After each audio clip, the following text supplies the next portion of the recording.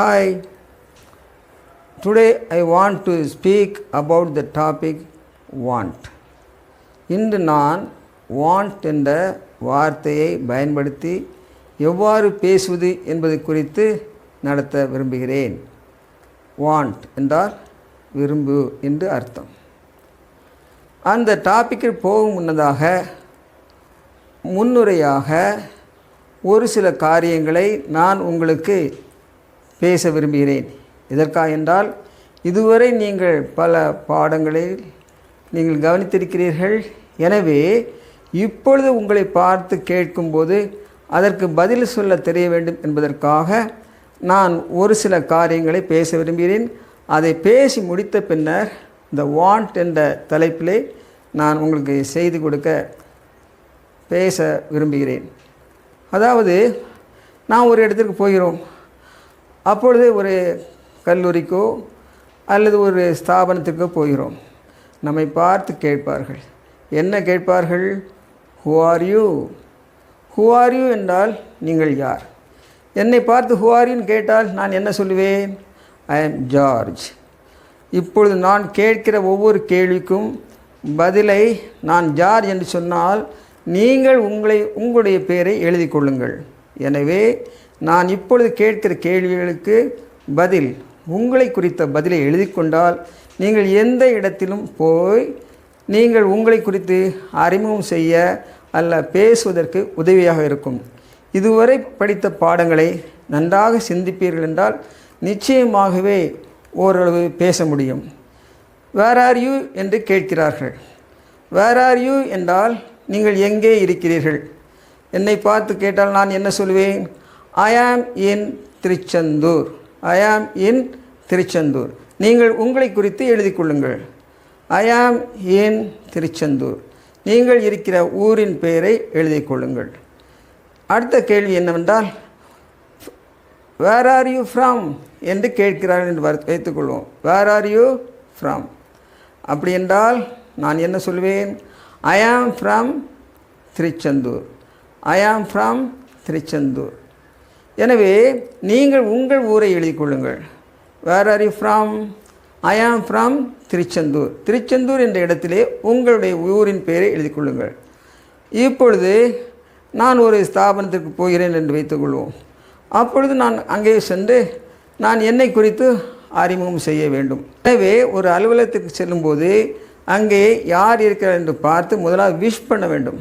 Good morning sir, good morning madam. அதை அடுத்து தான் நீங்கள் கேட்க வேண்டும் அல்லது நீங்கள் சொல்ல வேண்டும். ஐ ஆம் ஜார்ஜ் ஃப்ரம் திருச்செந்தூர். ஐ ஆம் ஜார்ஜ் ஃப்ரம் திருச்செந்தூர்.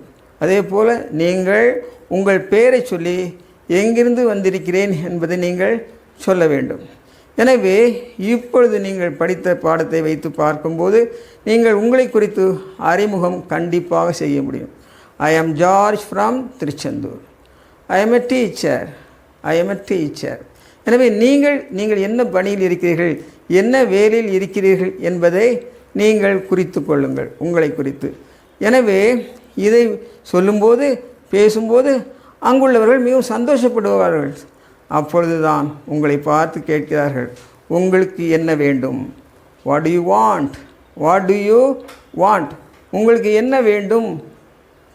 எனவே அப்பொழுது நீங்கள் சொல்லுகிறீர்கள், நான் கேஷியரை பார்க்க வேண்டும், மேனேஜரை பார்க்க வேண்டும் அப்படி நீங்கள் சொல்ல விரும்புகிறீர்கள்.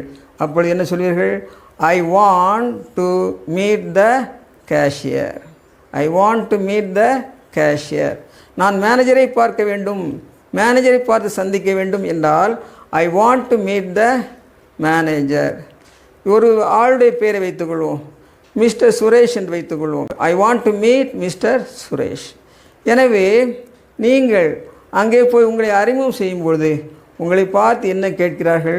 What to you want? சரி, இந்த தலைப்பை குறித்து மறுபடியும் சிந்திக்கும் முன்னதாக இப்பொழுது வாண்ட் என்ற தலைப்பிற்கு வருகிறேன். What to you want? இப்பொழுது நாம் ஒரு வீட்டிற்கு போகும்போதோ அல்லது வெளியிடத்துக்கு போகும்போதோ அவர்கள் கேட்கிறார்கள், வாட் டு யூ வாண்ட்?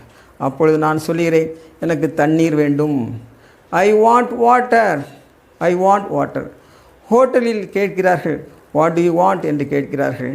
அப்பொழுது நான் சொல்கிறேன், எனக்கு காஃபி வேண்டும். I want coffee. I want water. I want coffee. இப்பொழுது எனக்கு பணம் வேண்டும். I want money. எனக்கு 100 ரூபாய் வேண்டும். I want 100 rupees. எனக்கு 50 ரூபாய் வேண்டும். I want 50 rupees. எனவே நாம் வாட்டர் அல்லது பணம் என்று சொல்லும்போது மணி என்று சொல்கிறோம். எனக்கு ஒரு பேனா வேண்டும். I want a pen. எனக்கு ஒரு பென்சில் வேண்டும். I want a pencil. எனவே இந்த வாக்கியங்களிலே பார்க்கும்போது வாட்டர் என்று சொல்லும்போது அது அன்கவுண்டபிள் நவுன், எண்ண முடியாது. தண்ணீரை என்ன செய்ய முடியாது, எண்ண முடியாது. அதனால் என்ற ஆர்டிக்கிள் போடக்கூடாது. ஐ வாண்ட் வாட்டர். பணம் அன்கவுண்டபிள் நவுன். எனவே எனக்கு பணம் வேண்டும் என்று சொல்லும்போது ஐ வாண்ட் மணி. ஐ வாண்ட் மணி. பேனா என்று சொல்லும்போது பேனா பேனாக்கள், pen pens, singular plural, countable noun ஆகினாலே ஐ வாண்ட் எ பென். எனக்கு பென்சில் வேண்டும். I want a pencil. எனவே இது முதலாவது குரூப். வாண்ட் என்ற தலைப்பின் கீழ் நாம் படிக்கும்போது முதலாவது நாம் தெரிந்து கொள்ள வேண்டும், அதில் எந்த வகையான நவுன் உபயோகப்படுத்துகிறோம், எண்ணக்கூடியதா, கவுண்டபிளா அல்லது அன்கவுண்டபிளா என்பதை யோசித்து நாம் வாக்கியம் அமைத்தால் தவறு வராது. இரண்டாவதாக நாம் பார்க்கும்போது தான் நாம் சந்திப்பது குறித்து வாட் யூ வாண்ட் என்று கேட்கிறார்கள். அப்பொழுது நான் சொல்கிறேன், நான் மிஸ்டர் சுரேஷை சந்திக்க வேண்டும். I want to meet mister Suresh. ஒரு வீட்டுக்கு போகும்போது அங்கே வீட்டில் கேட்குறாங்க, என்ன கேட்குறாங்க, what you want sir, what you want sir, உங்களுக்கு என்ன வேண்டும். அப்பொழுது நான் சொல்கிறேன், நான் உங்களுடைய தகப்பனாரை சந்திக்க வேண்டும். I want to meet your daddy. I want to meet your daddy. எனவே நான் உங்களுடைய அப்பாவை சந்திக்க வேண்டும். நான் உங்களுடைய மேனேஜரை சந்திக்க வேண்டும். I want to meet your manager. I want to meet your manager. நான் செக்ரட்டரியை சந்திக்க வேண்டும். I want to meet the secretary.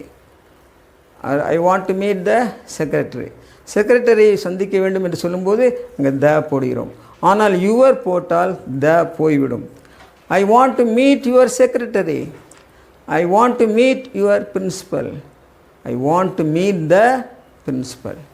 எனவே இதை கவனித்துக் கொள்ள வேண்டும். இது ரெண்டாவது வகை. நான் என்ன வேண்டும் என்று கேட்கும்போது நான் கேஷியரை சந்திக்க வேண்டும் அல்லது பேரை போடலாம், mister Suresh. I want to meet mister Suresh. ஆகினாலே அதே போல் சொல்லுவோம், நான் மிஸ்டர் சுரேஷிடம் பேச வேண்டும். I want to speak to mister Suresh. I want to speak to mister Suresh. I want to speak to the sir mister Suresh. I want to speak to the professor mister Suresh. I want to speak to the professor doctor Suresh. எனவே அதை உபயோகப்படுத்தும் எது வேண்டுமானாலும் சொல்லலாம். ஒரு international speaker சொன்னார். என்ன சொன்னார் என்றால், ஐ want to speak to mister George. I want to speak to mister George. இவ்விதமாக கான்வர்சேஷனில் வரக்கூடிய வாக்கியத்திலே ஒரு வாக்கியத்தை என் மனசில் நிறுத்தி கொண்டேன், அதை பற்றி சிந்தித்தேன், அதை பேசும்பொழுது உபயோகப்படுத்த ஆரம்பித்தேன். நீங்களும் கூட பல சந்தர்ப்பங்களிலே நீங்கள் உங்கள் வாழ்க்கையிலே பல வாக்கியங்களை நீங்கள் கேள்விப்படும்போது அதை குறித்து படித்து கொண்டால் உங்களுடைய அறிவை பெருக்கிக் கொள்ள முடியும். ஆகினால் பிரியமானவர்களே, நானும் மற்றவர்கள் பேசும்போது அல்லது சுவரில் எழுதப்பட்டிருக்கும் வாக்கியத்தை பார்க்கும்போது நான் அதை பற்றி யோசிப்பேன். அவ்வளவுதான். ஒரே ஒரு வாக்கியத்தை படித்துக் கொள்வேன். Stay home. வீட்டில் தங்கியிருங்கள். Stay home. அந்த ஹோம் வரும்போது எந்த ப்ரிப்போசிஷனும் வராது. ஸ்டே ஹோம், வீட்டில் தங்கியிருங்கள். கோ ஹோம், வீட்டுக்கு போங்கள். ஹோம் வந்தால் டு வராது. கோ ஹோம், வீட்டிற்கு போங்கள்.